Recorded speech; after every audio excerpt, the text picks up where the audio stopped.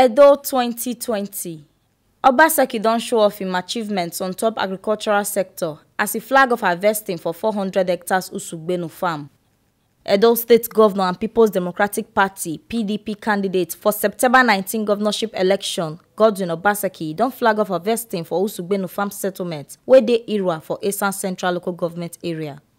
The governor will continue him word-to-word campaign for Edo Central Senatorial District on Tuesday, 18 August 2020, until the gubernatorial elections wey go soon shele for the state. Now, assure the people say the plenty grains wey go come out from the 400 hectares of farm not go only put food for Naija people table, but it go plenty reach to export.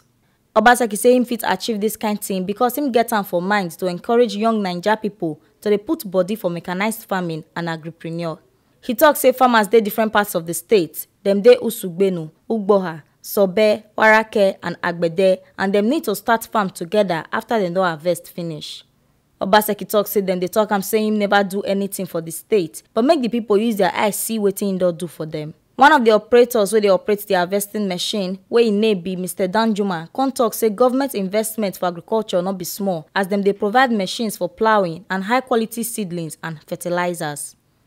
This one are the Ogbonge informator we don carry come give una on top inside Edo today. As Governor Godwin Obaseki don flag off harvesting for 400 hectares of farm wey dey Ogbonge. Make una sabi say na TMC TV na im carry this Ogbonge informate come give una. And my name na Edo Edoleye.